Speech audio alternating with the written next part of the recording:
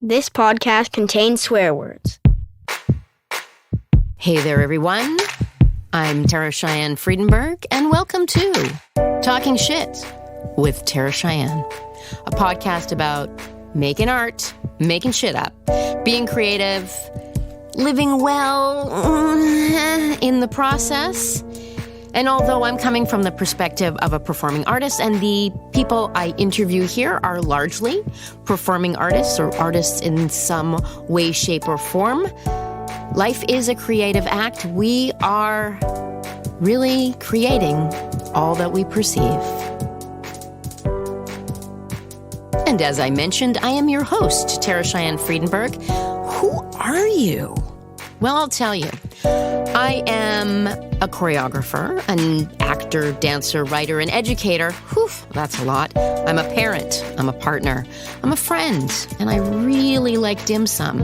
And you'll find out why I mention that a little bit later on in this episode. And I live on the unceded, stolen ancestral territories of the Musqueam, Tsleil-Waututh, and Squamish nations on the west coast of Turtle Island.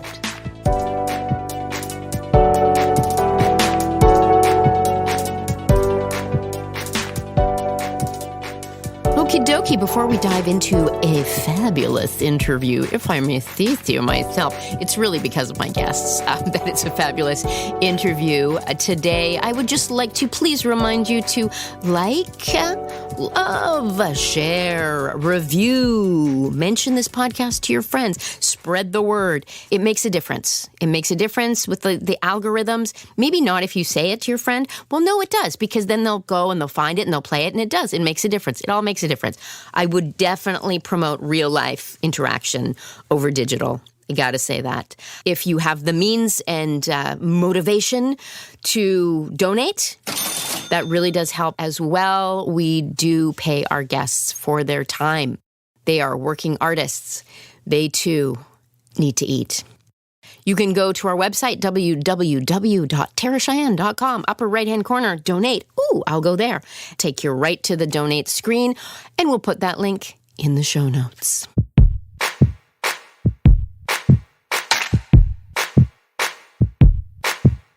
Okay, what a treat. What a treat. Our guests today are Ashley Whitehead, they, them, and Natalie Tinyan-Gan, she, her. These two are a couple of my favorite people, really. They are artists here on the West Coast, as I am. Both of them kind of come from this dance tradition, but have blossomed, bloomed, tentacles all over the place in terms of clown, interdisciplinary work. And what's really interesting, I think, in this interview is just like how they work together, how they speak about their work. It's kind of so natural, like breathing for them, but is really, really special. I will put their bios in the show notes. They're both really, really accomplished artists. If you get to see them, jump at the opportunity. I say, jump at it. Okay, let me just read a little bit about their latest show, which unfortunately has come and gone, but hopefully will be back. They're creating all the time. Entitled Lip Service, Breaking Down Barriers, is the latest physical theater musical performance show from Pulsive Party. We follow two vulvas as they discover sex for the first time, deal with a broken barrier, mistake STIs for friends, encounter hilarious obstacles along the way, breaking down barriers, tackle shame and taboo conversation. Ooh, amazing. Amazing. Got to go see it. They're both also very active in improvisation. Ashley is pursuing a career in sexual health education. Where was she when I was 12 is what I'd like to know. Natalie is also one of the co-artistic directors of Hong Kong Exile and has performed work all over the world. And she is also a certified Fitzmaurice voice work teacher. These two are amazing. I hope you enjoy our chat together. I sure did. Here we go. So welcome, Ashley Whitehead and Natalie Gann, to Talking Shit with Tara Cheyenne. I'm so happy to talk to both of you. Big fan. So here we are. You two just finished your show. I heard so many wonderful things about it. People still laughing and reverberating, which I think is a good word. So I'd love to hear about how that went, the name of your show, and are we going to have a chance to see it again? Natalie says it in the show and it's so good. Lip service too. Breaking down barriers. I've already forgotten the question, but yes, I'm sure we'll bring it back because this show revolves around a safer sex lesson plan. It touches base on a lot of stuff that's educational and appropriate for sort of high school, college, anybody above that. So I think I'm looking into ways that we can bring it to schools or health conferences. It'll definitely be back. Cool.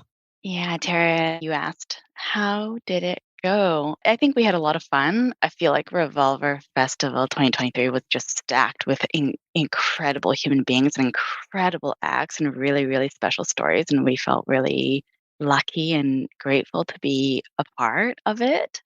I think it was also fun to have our last two shows sold out because it just meant that as we got the show more into our bones and as it got more unhinged in some ways, I felt like the crowd also got more unhinged, and so it just gave us more to play with and more to play to. Yeah. Oh, that's so awesome. I love the word unhinged and what it represents. Can either of you talk about, as performers, what you mean by unhinged and how that influenced your performance and the audience? I'd love to hear about that. Yeah, I've been reflecting on this unhingedness as well because something I appreciate about lip service as a project is that I don't perform very often, actually.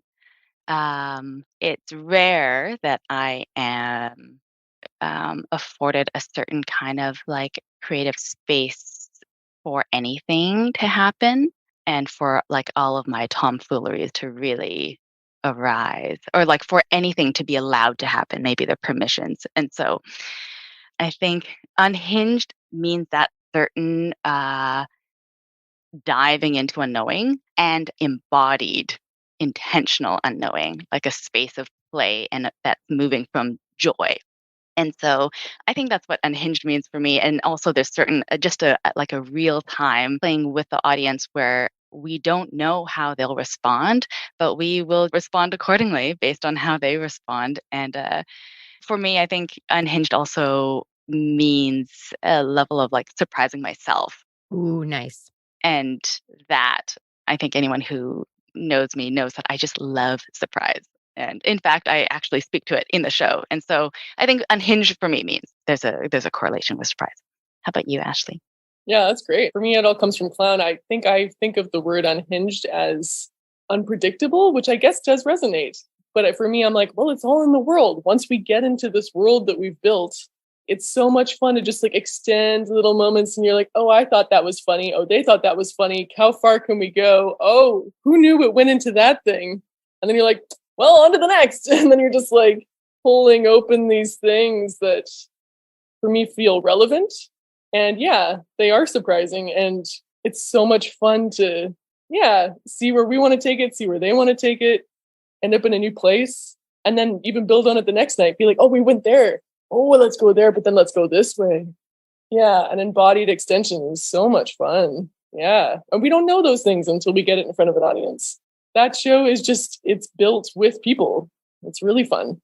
Yeah, I love that. There's a couple things that the two of you brought up, creating in performance. I'm just really interested in this right now and just kind of getting away from the notion that we go into the studio and make up our stuff and then boof, it's done and we present it to the audience. And instead of this kind of living, breathing thing, that organism that we really don't know where it's going to go. It exists for me, between me, all my collaborators, the air in the theater, the audience, all those things. And I'm so interested because you two have worked together for quite a long time. Can you talk about, how you've built this trust and this way of working that does create that space for surprise, which I feel is so beautiful and important and makes such good performance? I agree. Yeah. I mean, we've been best friends for 10 plus years? This whole project came out of I'd won a whole bunch of lotteries at the fringes across Canada.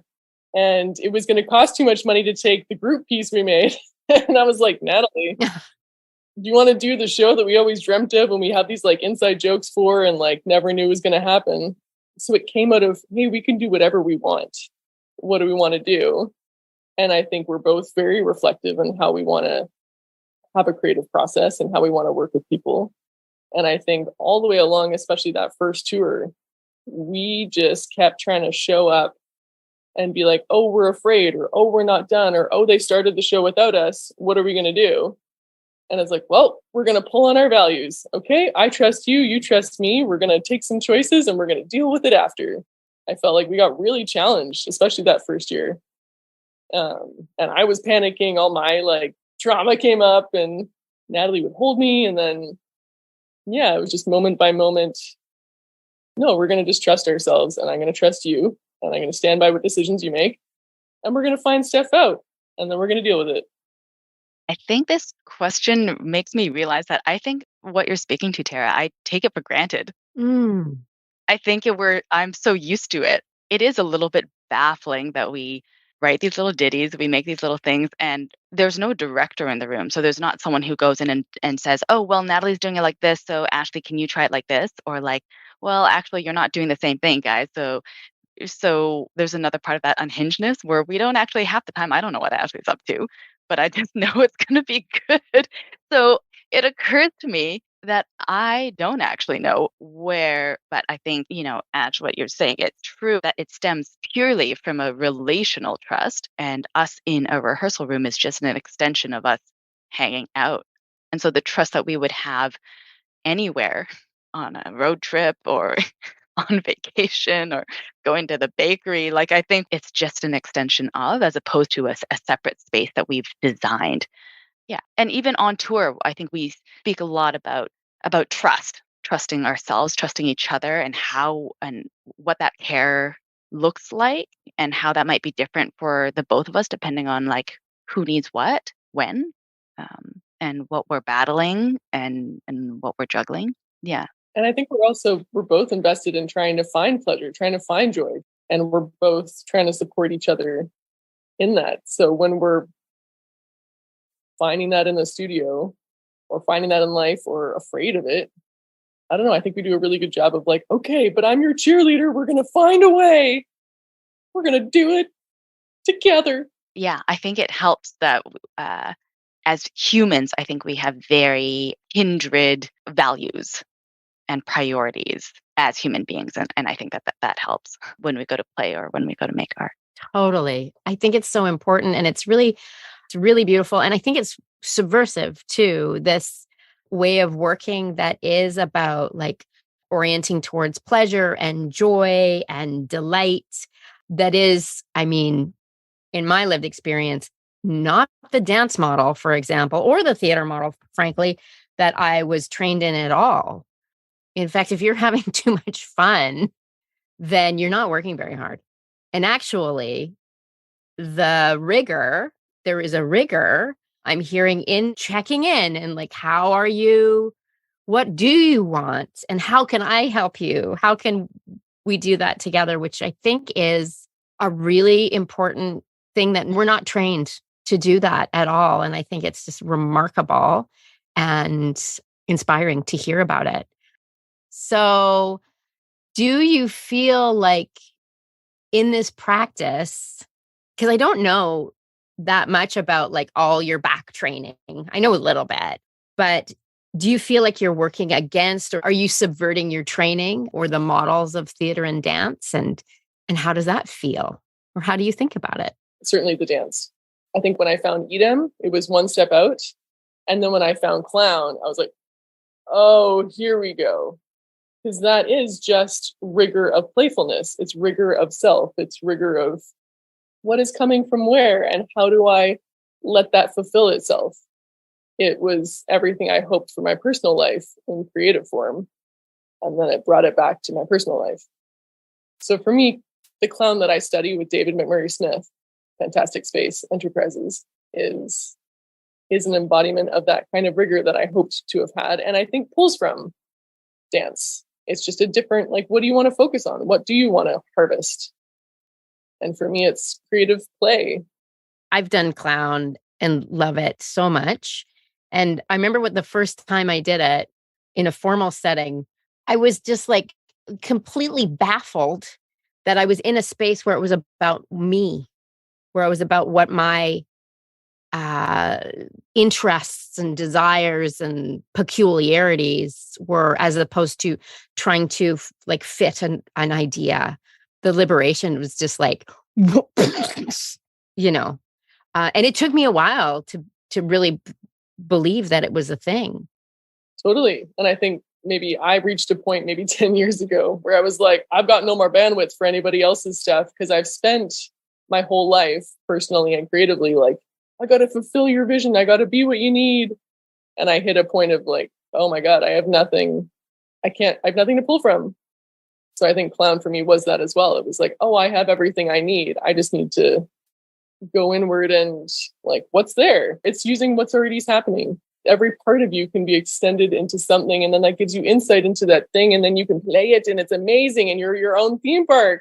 It's huge. You're your own theme park. That's good. That does sound subversive. Right? It's the title of your memoir or your technique. Natalie, do you have anything to say about that? I'm sure you do. Training, what you're doing now, how you make.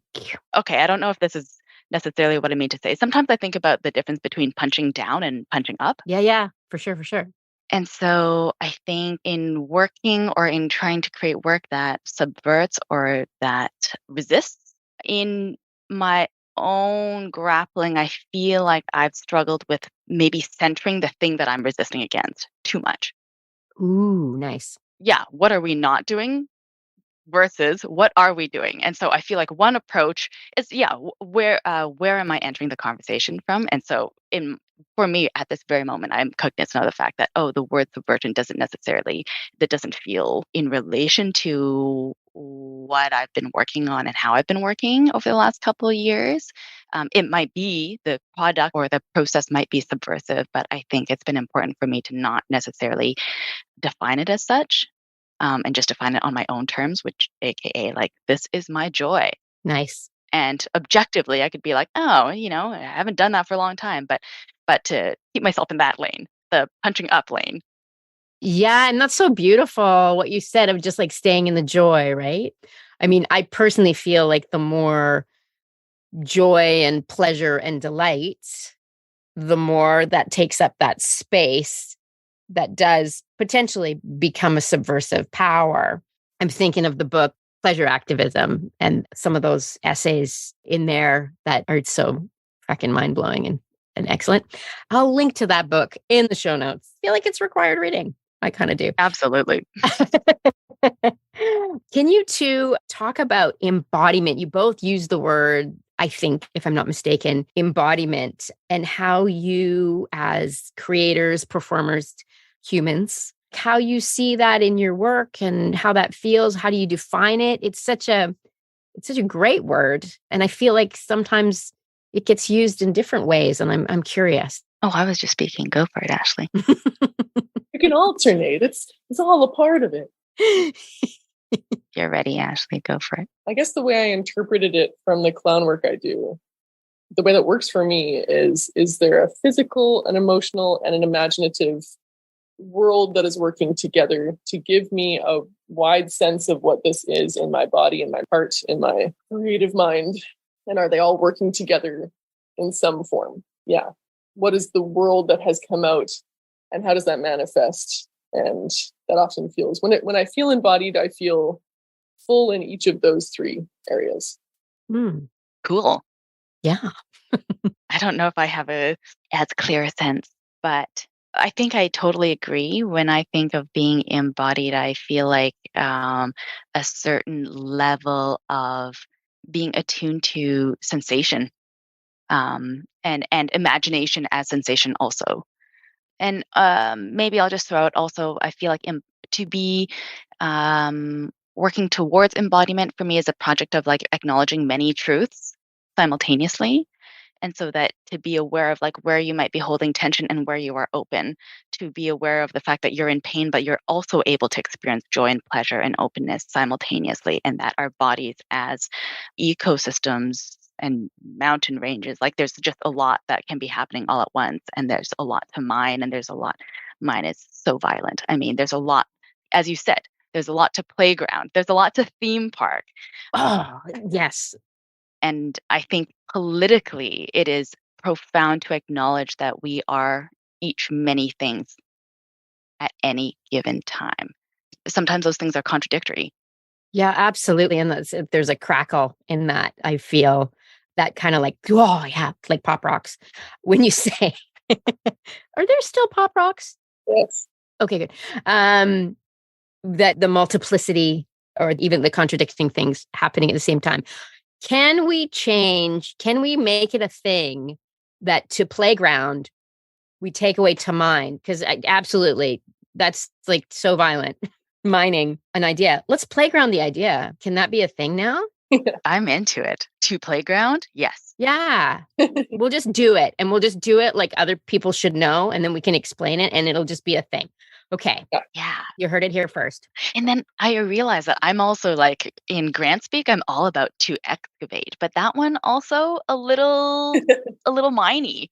So Why not like harvest? Why not like gather? Why not like, I don't know. Yeah. What? Forage. Yeah.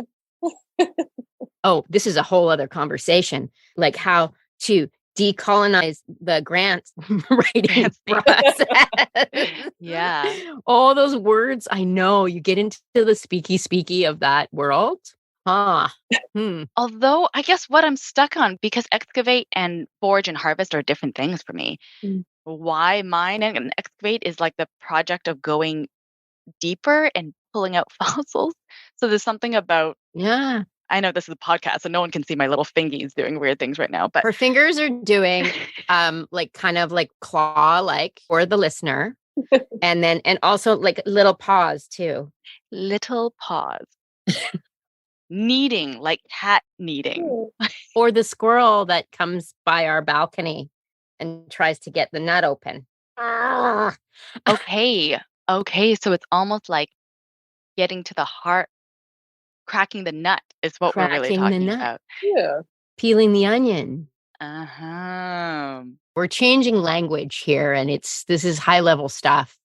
It doesn't happen instantly, but I love it. And I feel like your gestures are embodying this process. Imagination as sensation, Natalie, you use those words.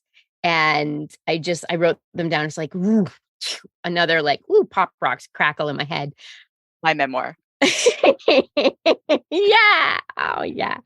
And you both talked about imagination. And I feel like I'd love to hear more about how you think of that or how you embody that, because I think like imagination, maybe when most of us, I'm speculating here, think about the word imagination, it's like, I imagine myself walking across a snowy valley. I imagine this, I imagine that. But when imagination as sensation, well, that's another plane of inspiration. So last year, Last year I finished my certification as a Morse voice teacher after a 3-year haul through the pandemic and after roughly about maybe, I guess, like 9 years of study now. Wow. Yeah. Oh God, I'm old. Yeah, this is year 8. And maybe I'll just very briefly speak to the fact that what really draws me, and I think what my go-to as a facilitator of somatic voice work is image. Actually, image is my way in constantly, especially in terms of relating to or finding an embodied voice. Image is everything for me. Image is playground. Playground is image. Where does it end? So a lot of, and not fit more specifically, I think a lot of somatic voice pedagogies use this notion of like feeling into your body. And that's something you can imagine. And when you imagine it, there's something that actually chemically affects you, neurologically affects you. And so there is a physiological response to you thinking or dreaming up something, and that actually changes your body, and it changes your breath, and then it changes resonance, and then it changes vibration. And so that to imagine is to be. is to be alive in your own transformation. And so I think it's really cool that when I think of imagination as sensationation, Oh, sensationation. I also think that I also think of hope. I think it is something to be said for imagining what isn't, but could be. Yeah, yeah. I think that Ashley and I talk a lot about, is this the word that you use? Possibility? Mm. And that we may be, yeah, there's all sorts of truisms about our bodies as they are, and some we like and some we don't like, and some we feel thrilled about, and some that feel like challenges. But I think the practice of imaging and imagining actually allows all sorts of, like, liberates us from our corporeal, what we perceive as our corporeal limits. And then the moment that you imagine, then you sense, and then you're a dragon, and then it's great. And then you're in the theme park. And so that's some of the things that I think about when I think about sensationation. That was amazing. So exciting. That was amazing. Granting bodies. Give them money, please. Give them money. So much money. That's your words are amazing. There's like 3 words that I just, the paws are back. Oh, yes. Oh, crack the nut. The hope, transformation, and possibility, those 3 words, and the image, imagining, leading to, or being part of that process of hope and transformation and possibility, which just like, isn't that what we're doing as artists? I think, I hope I am, is creating with that hope and transformation and possibility and things we don't know. And just to loop it back to what you two were talking about audience and being unhinged and working with each other, and the whole, like, you see what happens and you just deal with it. That is that imagining that transformation in real time happening, which I think is such a strong part of both of you as performers and creators, is that holding of that space. Mm. That's really amazing. Ashley. Well, and as like facilitators of play space, I guess that for me, that's kind of our role. Like, yes, we'll bring this world, we'll bring this thing we've crafted and invite you into it. But part of the opportunity is, what are we making together? What are we meeting in that's unique in this moment between audience, whoever's there in the audience, whatever we're bringing that night. Part of our role, I think, is like, what's the unknown that we found together? How do we help hold that and be like, whoa, and then point at it and be like, whoa, and then like, look what we made. And it's like alive because it's in that moment. It's only going to happen then. It takes us all being there together, face to face. Usually, for me, I guess that's part of the point of live performance. Totally, because that show only existed that one time. And the next night, the audience that sees it, they're seeing something different. There's a different creation. There's a different thing that didn't exist before and won't exist again. And it's so beautiful. It's almost a little bit poignant too, what we do. But that's nature, right? It's always changing. Life and death. Life and death. Oy vey. Aye. Here's a fun fact. I learned this recently. I'm just looking at the word hope because I wrote that down, and just like looping that back into embodiment. And you're both so exquisitely physical. There is an actual chemical that your muscles produce when you flex them that is associated with the emotion of hope. No. Just blew my mind. Yes. There's actual science. They're working on the science of when we move, that especially when you kind of like do hard things, lift things, run, yeah. I'm really into lifting weights right now. That you produce hope in yourself and in the people around you, that you do things that are associated with communal well-being. Anyway, whoa. Only flexion, not extension? Both of them. It's a pumping. Yeah. There's something about the pumping of the muscle. Got it. Yeah, I know. I have to do more reading and I will share what I find. Please. I know, right? Oh. I want to respect your time because you're busy making shit up. When I say shit, I mean that in the most You do. respectful, and that's what we do, and it's incredibly important what we do.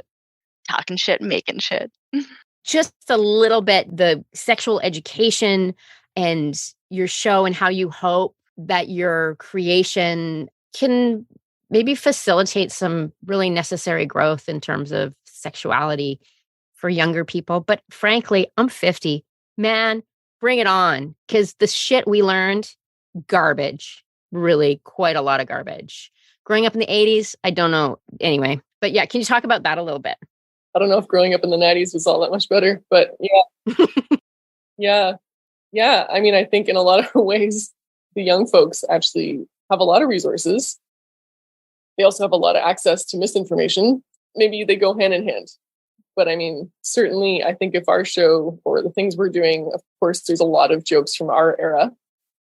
If it only reaches our age and up, I think the world would still benefit. Like there's so many of us that still don't know how to talk about sex, about safer sex, about communication or boundaries or STIs or what healthy relationships look like for us.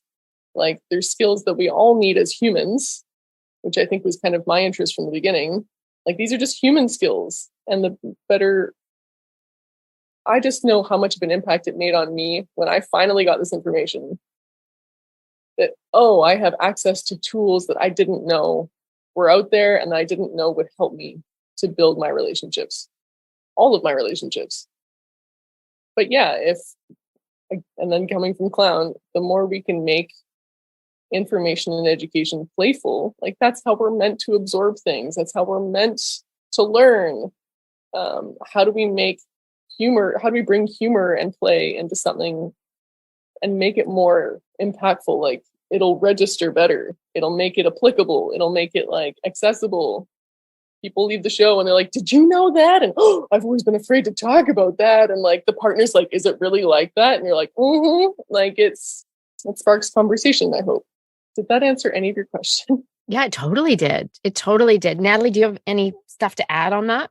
Yeah, totally. Just agree to open those doors, to spark conversation, to destigmatize. It's very key for us, particularly with this piece, and make it just more of a thing that is allowed to be talked about. Like in some ways, we have been wearing these velvet outfits for so long that we don't think it's subversive anymore, and yet it is ? And to even appreciate and respect that everyone's coming to the table with different thresholds of comfort with regard to the conversation. I think it's very tricky, even culturally, for me to be involved with this show. And it's always, we joke about it. It's always a complicated thing for me to articulate, like to invite my mom. Right. Yeah. That is all to say that I think that all sorts of different demographics and populations have, again, there's lots of things, lots of barriers in the way of these conversations, and I meet them in myself, and so I know for a fact that to be sitting at this edge, at people's edges, I think is a very is a very effective thing that art gets to do, live performance gets to do. And I do think that we are quite charming. So we get to disarm folks with our goofy dance and big song. And that, if that is a way in for some people, then wonderful. You are so charming. And in your vulva costumes, oh my God, I just love it so much. Did your mom come to the show? My mom did come, and she sat center, and she had a wonderful time. Oh. And I will say that she said some unsavory things about the first lip service, so it was a bit complicated for me to be courageous enough to offer anher invitation. But I just thought that this one's got more song.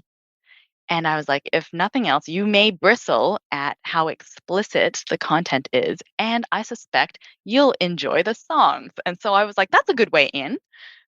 But again, actually, maybe just brings up the fact that it's interesting to me that I already judged how she would receive the material.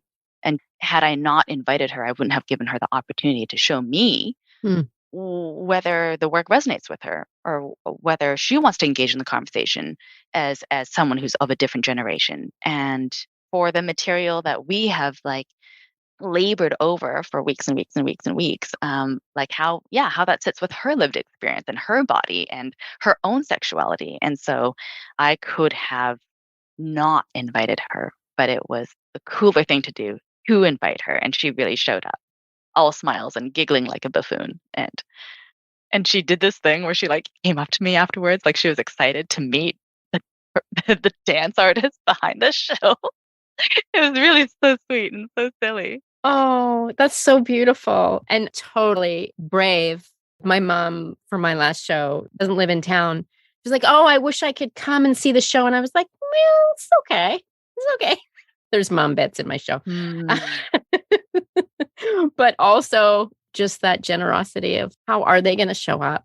How are we all going to show up and be open to that? Because we're all coming from such different lived experience. Just one last ridiculous fact. I'm sure you both know this. I learned this not too long ago, that the actual anatomy of the clitoris was not discovered and fully documented until the 1990s. Yep. Yeah. I mean, it's not a surprise, but it's also like, oh, God. So now I'm like, of course they know nothing about perimenopause. They just discovered the clitoris. Okay. It's so helpful to point that out because, I mean, the more indicators we have of where the research has come from, the more we can know for how we're absorbing information and the better we can do now. Yeah, exactly. It's so crucial that we acknowledge that. Mm-hmm. How young. Yeah. How fresh. It's informed how we've known about it. Yeah. That's such a good point. And I think I often think, well, I'm just a dummy. Or I don't know, read the right things or blah, blah, blah. And actually to acknowledge, what we're living in and under-researched all this is. Yeah. Mm-hmm. And when you say that, it reminds me, just by hearing that, I'm compelled more to trust my own experience, knowing that information, knowing that knowledge is proven false, the decade after, knowing that the science is so fresh. It's oh, right. There are things we don't know. There are things we misunderstand currently that we will prove false soon. And so perhaps I'll just know best for me. Yeah. Maybe I take matters into my own hands and consider what facts or what resonates or what's true. And trust my own body. And advocate for other doctors. Go to somebody else. Go to a new source. Keep looking because we know that it doesn't have it all. Yeah. And then advocate for more. And then totally. Yeah. And just trust your own body and use that as your North Star kind of thing. Mm-hmm. Oh, it's so important. That's such a beautiful. Mm-hmm. I know. I forget, Okay. I have two last questions. My penultimate is there something you wish I had asked, but I didn't? Were you going to say two things or was that? I'm going to leave you with that one and then I'll ask the second one. What if it's the question you're going to ask? Oh, okay. That's a really good point. I love this. The second question is there something that you do, a practice that you're doing right now, or that helps you stay creative and inspired? And it could be anything from I've been putting extra protein powder in my smoothies, or I spin 80 times in the morning. Answer either one of those questions or neither, as you wish. It's a beautiful question. Okay, things that are supporting me keep the creative fire lit. Things that make me happy. Eating good things with good people is maybe the heart of my practice. Tending to our outrageous garden and collecting herbs is key and keeps me grounded and keeps me moving at a slower pace than I think capitalism wants. Singing in the car. Oh, nice. Is there something you're eating? Now I'm yummy. What are you eating? Any highlights as of late? Yummy things as of late? Probably. I was at Kishimoto last night. having a oshi sushi. And I was just having like the best spicy tuna I've had in a long, long, long, long time. And then I took my mom, the day after we wrapped, I took my mom out to dim sum at the amazing Brentwood. And she's been waiting for me to take her to dim sum at the amazing Brentwood for like 3 months. But I just don't ever have days off. Oh. And yeah, we had, oh my gosh, this like shrimp wrap in donut wrapped in purple rice roll, something of the like, with some badass sauce. It rocked me. Oh my God. It rocked me. And then I just transcended and felt like a 10,000 ancestors on horseback. I can see it. Haven't come down since. Oh my God. I haven't come down since. Okay, I've got to go to Brentwood to go for dim sum. I fucking love dim sum. Oh, I live for dim sum. Ashley. I was still trying to think of a question that you hadn't asked. What are we doing for our creative practice that helps us stay creative? Yeah. I think for me, I would say it's the same as my life, where I'm just, when I wake up, what do I need to feel connected to myself? Because that's not only where everything's going to come from that I want to explore. Like, by making myself accessible to myself, I'm able to feel my delight and then explore material. You know, when I wake up anxious, I'm like, oh, there's the anxious mask. Let's nom nom nom on some juicy anxiety. And it also makes me available to other people, which is the entire reason why I perform. So what do? I sing and I move and I river and I breathe and I cry it out. And it's just an everyday hope of connecting to myself. Yeah. Did you say I river? Did you say that? Yeah. As a verb? I don't know what that means. Yeah, that's a clown thing. It's meant to describe the period where you're following, sensation, imagination, emotion. You're looking for what's in to externalize, and you river, and that you follow a thread of impulses and hopefully like let things like come to fruition. And then you're trying to have less of a like mentally guided approach and more of an embodied guided approach. Oh, I love that. Yeah. I call it, I follow myself like I'm following a toddler around. Yeah. But to river is like, to make that a verb is so delightful and potent. All right. Thank you both so much. This has been delightful and illuminating, and I kind of can't wait to talk more. I'll link to your Instagrams and your information so folks can find the next lip service show and the next projects that you're both working on, because I know you both are working on many things. Yeah. Thank you so much. This is really fun. Thank you so much. Thank you for having us.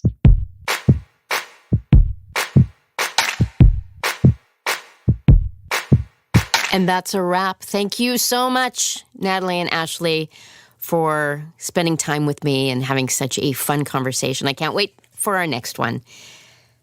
Please get in touch with us. You can try Instagram, Terra Cheyenne TCP, Facebook, Terra Cheyenne Performance. Does anybody use Facebook anymore aside from my mom? You can email at info@terracheyenne.com. Love a, traditional email. Totally works. I look at my email. I don't always want to, but I will read it. Talking Shit with Terra Cheyenne is a project of Terra Cheyenne Performance. It is produced, edited, and with original music by Mark Stewart. You can get in touch with Mark at markstewartmusic.com. And the quote I will leave you with today is from Colette. What a wonderful life I've had. I only wish I'd realized it sooner. Oh. We'll see you next time. Keep making shit up. Take care of yourselves. Breathe deep.